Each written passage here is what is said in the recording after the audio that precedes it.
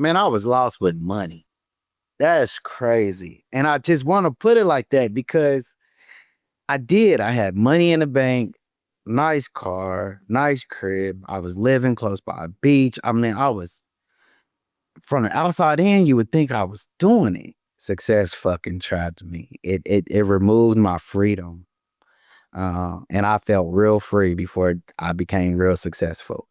Rise up, mind shift, new day, new hustle, street lights, bright ideas, courage through the struggle, focus on the vision, move smart, stay true, from the city to the boardroom, we breaking through, shift gears, new fears, but we thrive in attention, turn lessons into action, goals into intention, don't blink, stay up, every player's precision, welcome to mind shift, where ambition meets the mission. Wes Hamilton, I'm the founder and executive director of the Disabled But Not Really Foundation, but I'm also the founder and CEO of Inclusive Wellness, both centered around fitness, mental health, and nutrition for all.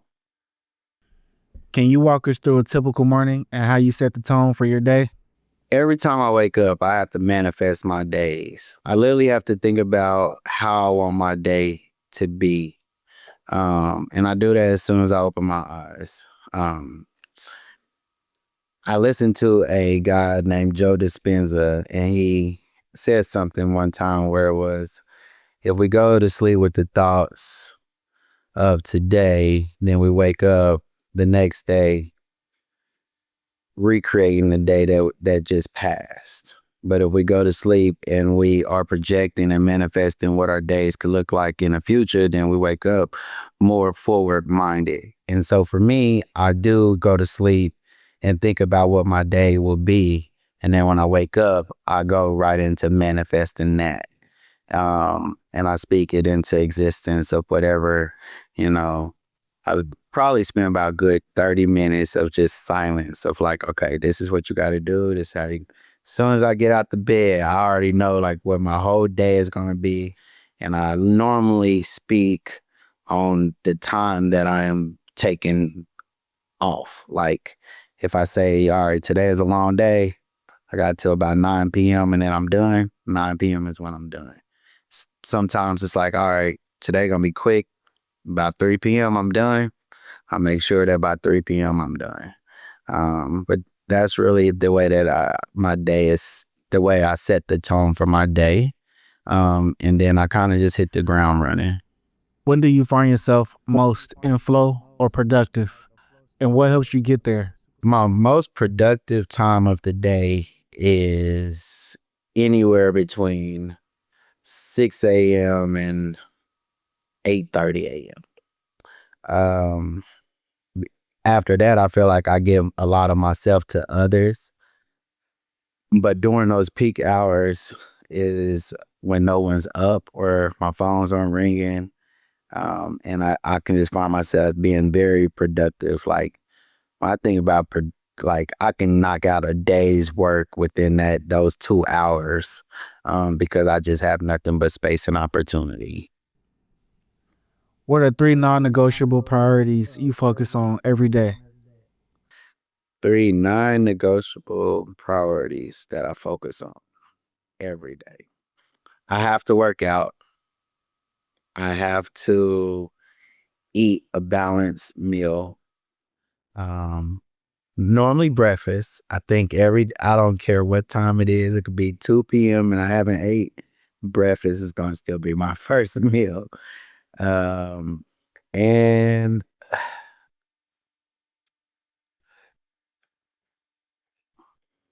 just doing one thing that can move something forward.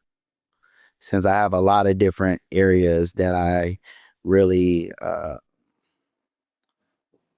am working on, I try not to overwhelm myself with the thought that I have to get everything done. But if I can do one intentional thing that can help move one of my projects or something forward, that is a priority in my day. How do you decide what to focus on when everything feels urgent? When everything feels urgent. Ooh. I think like most people, I'm probably like a deadliner. Like when the deadline is coming up, I'm like, oh man, I gotta go ahead and do it. I try to prioritize to not be at that point, but I will say that a lot of my work ends up running into deadlines, and that becomes my best day though, because now I know like I have no other time to get it done. Um, but I give myself grace too. I, I think that everything that I'm doing is something that I'm creating, which doesn't always flow well. You have your obstacles. And so I think I do. I try to get things done, but I give myself grace when I don't. And I don't feel too much pity if it's something that just passes. I do believe that what's for me is what is for me, and God will allow me to make it happen. And if it passes by, it was a reason. I don't think all the time is me. I think that, maybe I was too busy enough to forget it because it wasn't for me. I don't ever think, oh man, I was too busy. I was supposed to, I don't give myself that pity. It's not worth it. Because I think being a creator or a visionary, I see myself more as a visionary, and I see the day-to-day practices that I got to do to make that vision become a reality. And a lot of times, just grace, giving myself grace because I'm already breaking the code. I'm already going above and beyond what I think I was projected to do as a young man. Like whatever my life was, whatever path my life was on, I've already changed that narrative. And so I give myself grace because I know that where I am, I haven't seen many people reach this level of um, life that I'm at. We are architects of attention. We don't just tell stories, we ignite them. With cinematic vision and digital fire, we turn brains into experiences. Our stories don't whisper, they roar. Bold, raw, unforgettable. We transform moments into movements. Each pixel, each frame, each word crafted to leave a mark. We don't chase trends, we set them ablaze. Your brain is more than a logo, it's a living, breathing force. We amplify voices, spark conversations, and build connections that stick. Our creators are relentless, award-winning, and obsessed with excellence. We are storytellers. We are brain amplifiers. We connect you to the modern consumer, wherever they are and however they listen. Dare to be seen, dare to be heard, dare to be unforgettable. What kinds of thoughts or patterns run through your mind as you navigate founder life? A lot of my thoughts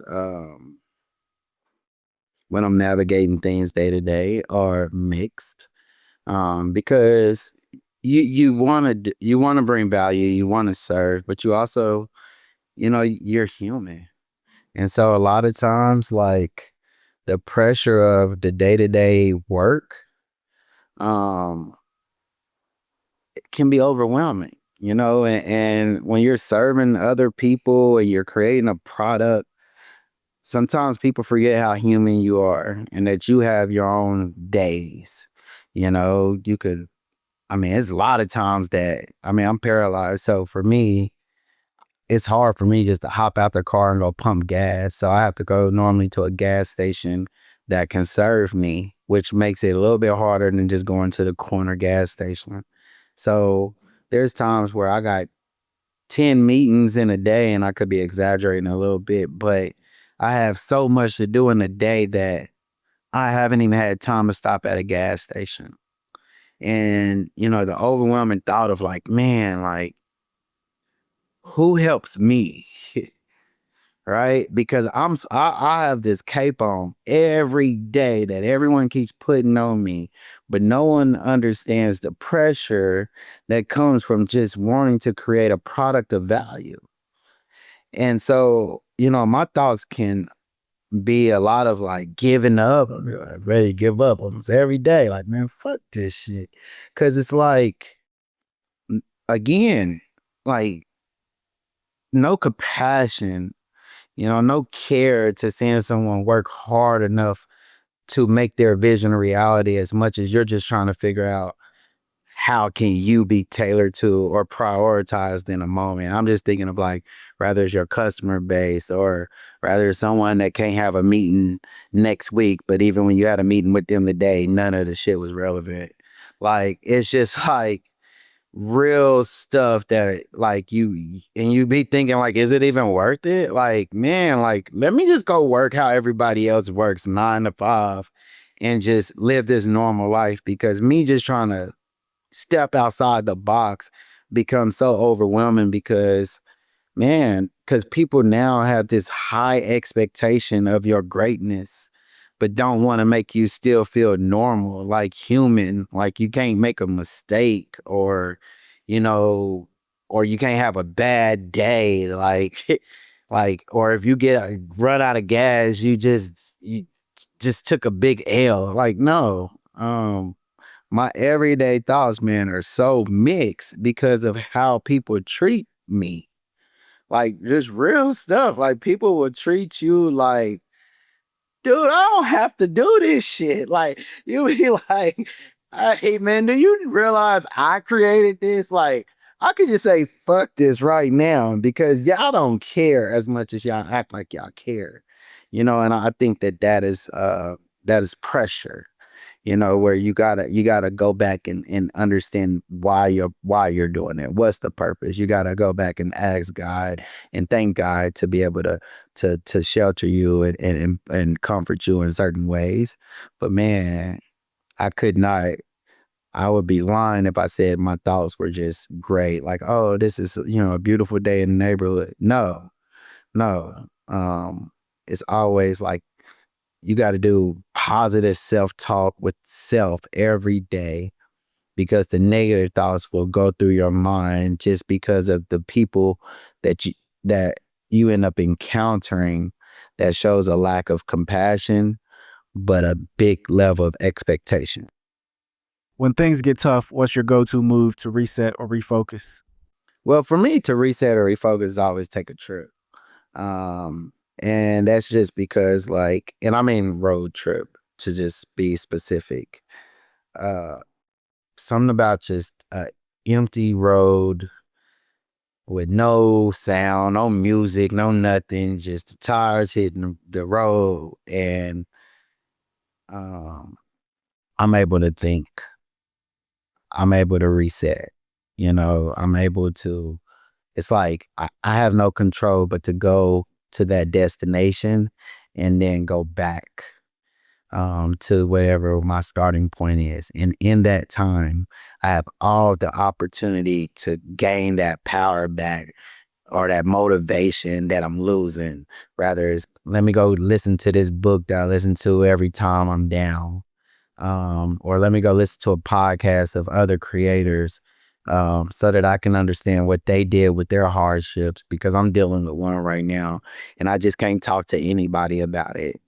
Or maybe I just need this 3 hours of silence so that I can be able to just clear out the noise. But that's really the way that I reset and refocus is taking a trip that allows me to release and retrain, and understand like why am I doing what I'm doing. What emotions show up most during your workday, and how do you handle them?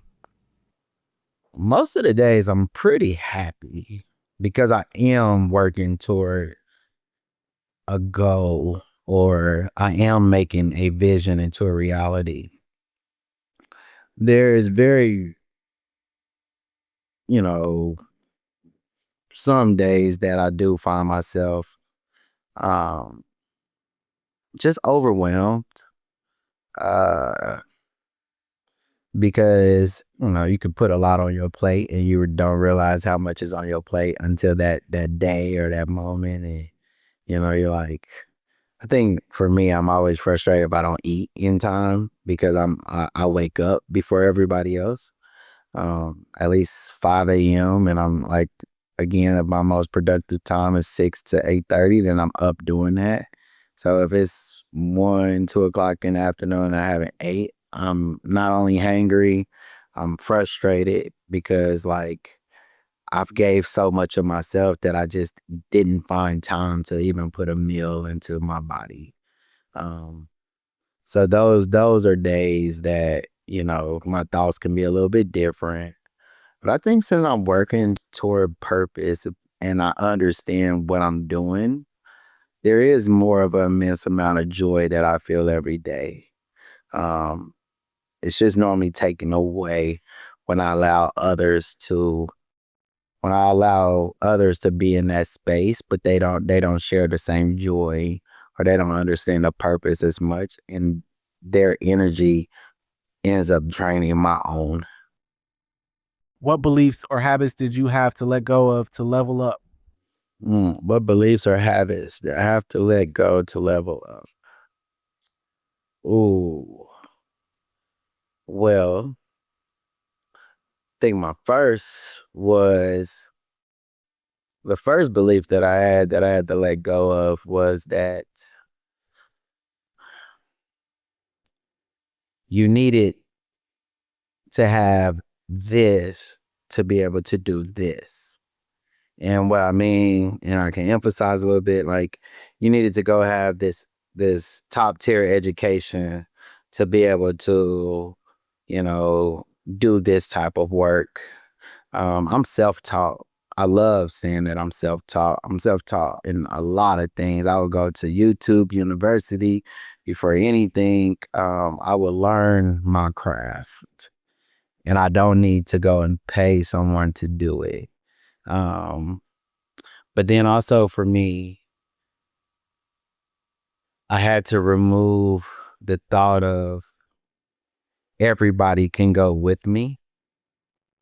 I think that was a lot of my downfall for a long time, was just thinking that I brought people along with me in my journey, or I and I say this lightly, but I fed them with my success throughout my journey, but it never came back in any way that brought me value. So I really had to let people go to be able to level up, because not everybody understands your vision. And when you're thinking that you can bring people that don't understand your vision with you, your vision eventually never becomes a reality. It just continues being a thought. What personal beliefs have shifted the most since you started your company? I think my personal beliefs going into the work, um, say for my nonprofit work, I just knew that because I had the passion to do the work that it was just gonna happen. Um, it wasn't until I realized that there was just so many areas that, passion doesn't really just help. Um, you have to really be intentional. There's a lot of back end work. I just knew that, like, yeah, I had this goal to serve and help people. That's all I need. And I realized like that wasn't all I needed. And, it can be very draining in philanthropy when you don't have all the resources that you need, because you're serving the masses. Sometimes you find yourself serving 20 plus people in a time and never gave yourself time to serve yourself. Um, and maybe you never got paid for it either. And so like that was a reality for me, was like I don't get paid every day for the work I do, but I still have to show up every day to do the work I believe in. Where does your inner critic try to get in the way, and how do you handle it? My inner critic. Um, oh man, I think my inner critic is more or less always telling me to not do the shit that I'm doing and do what I actually want to do. The reason why I say that is because I believe so much that there are the certain areas, in my life that I just, yeah, like if you get the opportunity, you're supposed to do it. You know what I mean? Like, why not? Like, there's the reason why you got it. Um, but through my journey, I've realized I've taken a lot of opportunities that I could care less if I ever did them again. But if I knew that if I focused on the things that I always believed in and stayed on a certain path, I think I would have been a lot further. And I'm not saying that I'm not far. I'm definitely very far in success and opportunities, especially just from where I come from. But I know that I could have been further if I stayed on the path that I chose, not the path that someone else chose for me. Beyond work and achievements, how do you define yourself and keep your sense of self-worth? I think that's a good question, um, because for so long, work and achievements was the only sense of self that I had because I worked hard and I was achieving a lot, and the opportunities that came from those kept me busy. Um, so busy that I think at some point I forgot about self. I forgot about routine. I was just coasting. I remember just using that as a way to tell people that I was okay. That's how you doing? I'm like, man, I'm good. I'm just coasting. But I was really, really lost for a long time because the opportunities that I was feeding into wasn't the ones that was serving me and bringing me value or full complete sense of self. um Sometimes it made me question self because I know where I've came and I know how much I've done and what the work has got me where I am, but certain things, rather they come with a dollar tied to them um, or some type of notoriety, doesn't mean that it cared about your human being experience. And that I got lost. I was lost for a long time through success trapped me. I know that. Success fucking trapped me. It removed my freedom. And I felt real free before I became real successful. And then when I became successful, I felt like I had this level of expectation and I couldn't be me no more. Instead, you're punished or penalized for having a negative thought, right? Or you just can't have the negative thought because of the platform and where the pedestal that people have put you on. And so, yeah, like now, I think I value self before I value the success and opportunities. Because if I'm not shit, I can't build and create shit. If I can't be healthy enough, then nothing I'm creating matters. Like I need to be my full, complete self in my body self to be able to serve completely with a heart that is full and ready to do. Um, and then let the successes that come from that mindset like fuel me. But every opportunity is not the right opportunity for you.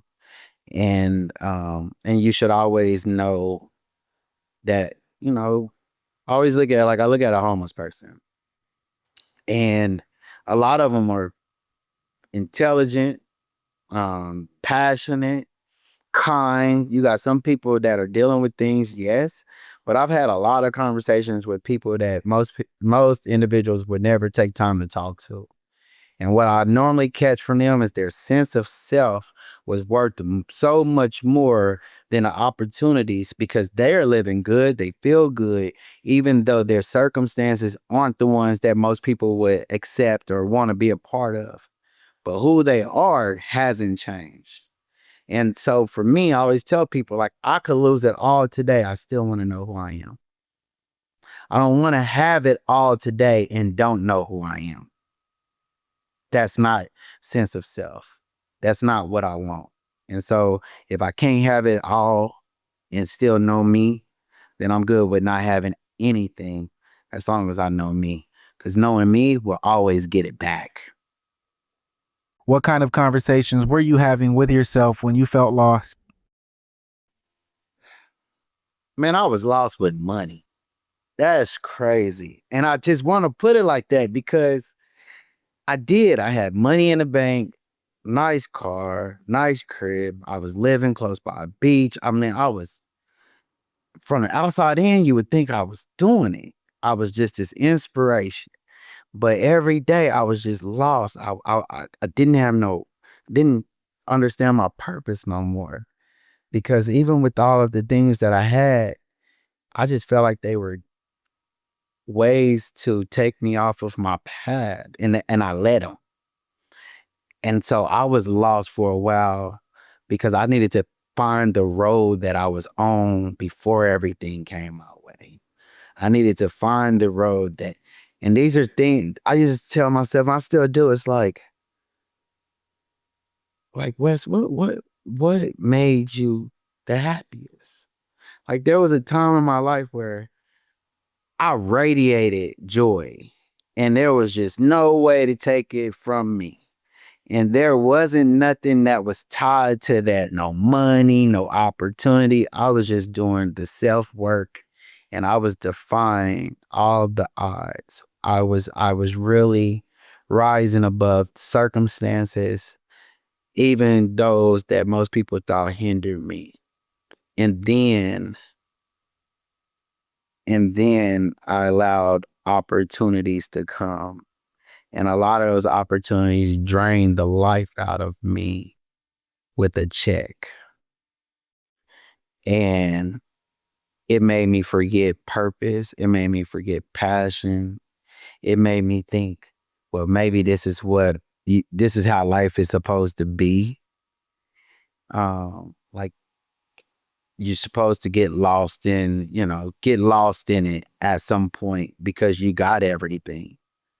And then I realized that I didn't want to feel lost no more, but that might mean that I give things up.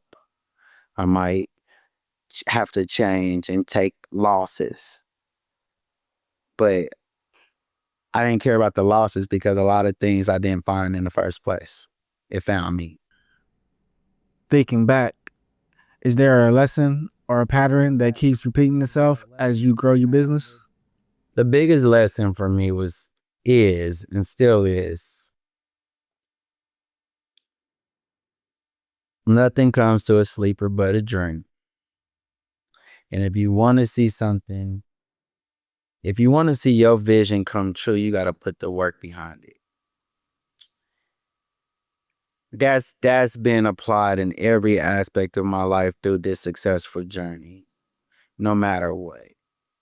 And so even though I want to change paths, find the road that I was, the road that's less traveled on, I would say that I'm trying to go back to, I still got to do the work. I still got to do the work. I still got to embrace the opportunities, but do the work to change the narrative of how that opportunity should be seen. But it's all about work. I need to get my hands dirty. And so that was the lesson. A long time, man, I was going to go get at some point I was getting my nails done. Like my hands wasn't dirty no more. I wasn't in the work. So I couldn't be proud of it. And so now with me, I want to be a creator of all things, but I want to touch the things I create. I want to sit in the things that I'm building. I want to let people know that my human experience made this happen, but it didn't make it happen enough where I needed to be away from you. I want to be in the middle and the neck of what I'm doing, because community and who I'm impacting and creating to impact matters to me more than what I'm creating. Like intentional about the work. And so get your hands dirty, do the work, and you really get to be proud of it at that point.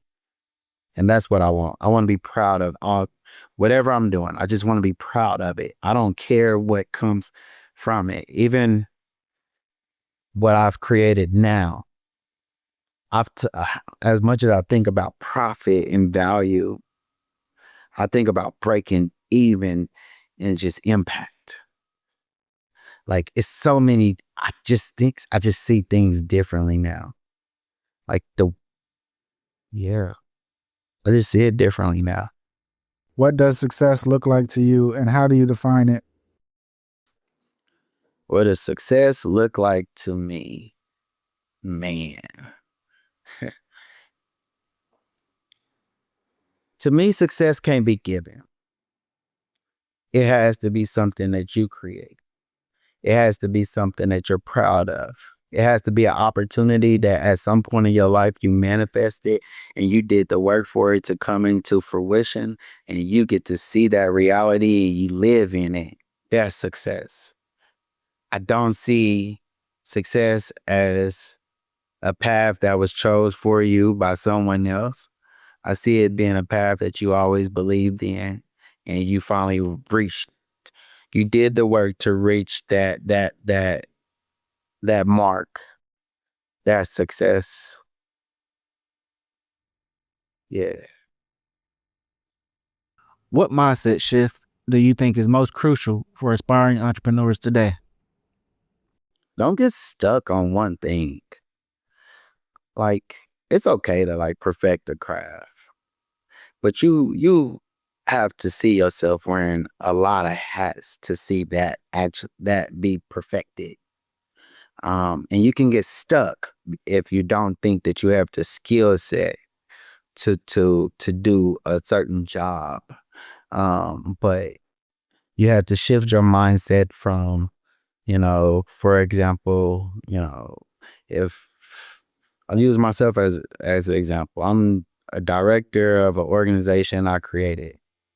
But on most days, I'm the cameraman, I'm the videographer, I'm the web designer, I'm the social media person. It's not that I can't outsource that. It's that I know what my vision is.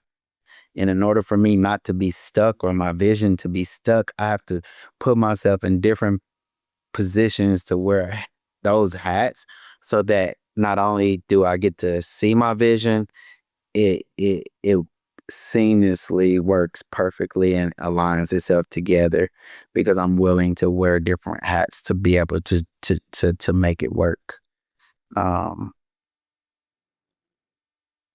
you should always like shift your mindset from just focusing on just that one thing that got you there as much as how can you be diverse in your craft and your skill set that ultimately can make your vision come into a reality. If you could give one piece of advice to your younger self about entrepreneurship, what would it be? One piece of advice to my younger self about entrepreneurship in life. Well, as I've shared, like I believe like entrepreneurship and real success was my freedom. And so it wasn't freedom to say I didn't do no work. It was freedom to do the work that I wanted to do. That's what I would tell my younger self. In a world where you can be surrounded by those that see less of you. You could be stuck in systems that won't allow more of you. That if you really want to feel that freedom, if you really want to feel like you have control of your own destiny, then go into entrepreneurship. Go into creating something that makes you feel free. But creating something that makes you feel free doesn't mean that you aren't doing other things to make sure that that can be, I guess the way I'm trying to say it is, just because you're creating something that gives yourself a sense of freedom doesn't mean that you don't still work. It doesn't mean that you don't still apply yourself in other areas of society, that you're not giving value to it. Like, you still do work. You still go to make sure that your journey to freedom doesn't leave you with nothing. But you can be inspired by other things and take the value of the things that you're learning from other areas of your life and put them into the work that you want to do in your day to day that creates that ultimate freedom for you. Um, just don't stop grinding. And just, I believe everyone can be a visionary. I think where to entrepreneurship in my eyes is, creating a solution to a problem of some sort. And so if you be a problem solver, like, just believe in what you're trying to create and do it. But my younger self, my hustling younger self, would take pride in knowing that if you like, true hustle creates your reality. Like, if you don't do nothing, that's your reality too. But if you want a great, like, successful reality, you just hustle for it. You just grind for it. And being a hustler means that you probably wear 20 different hats to make that one thing come true. What's one book that had a real impact on your journey? What book would I recommend that's had a tremendous impact on my life? Oh man, no brainer. Okay. How to Own Your Own Mind by Napoleon Hill. And I just gotta emphasize something about this book because, man, like, the first time I opened this book up, I knew it was gonna change my life. And I read it every time I feel like I'm lost. I do. There's a part in the book where Napoleon Hill is talking to Andrew Carnegie, and he's telling him, he says, in order to, let me get it right. Basically, to be a person that is going from poverty to riches, this old school book, so they talking in those languages. Um, you have to see yourself as a farmer.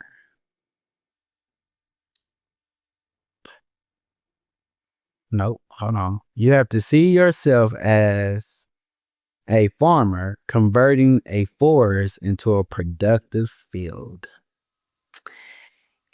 Meaning, first thing you do, you have to take the trees down.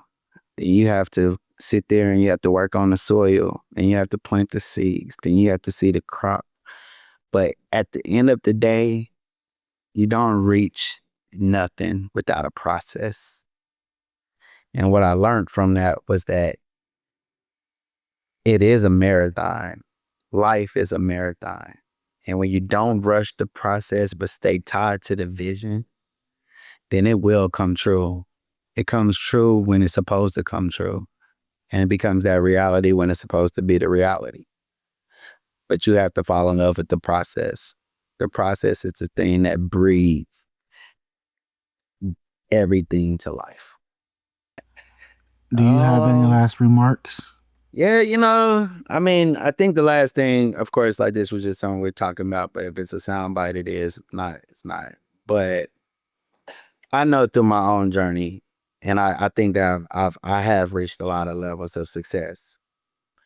But I had a vision that I'm living in right now. But I do know that this could have been something that happens a lot sooner than now. But when I was on my path and my path was successful and free, every opportunity I could imagine fell into my lap. And even though I thought those opportunities created freedom, they truly hindered me from what purpose I was on and what process I had fell in love with. Instead, opportunities, and too many of them, don't become a process. They become a moment. And so I was living in the moment more than I was falling in love with the process. And I needed to go back to the process because I could care less about the moment. That's it. Cool. That's it for this episode of Mindshift. This series is presented by Startland News, KC's nonprofit newsroom for startups and innovators. Produced by Social Apex Media, a Kansas City marketing and content studio. If this hit for you, share it with another entrepreneur and subscribe for the next video.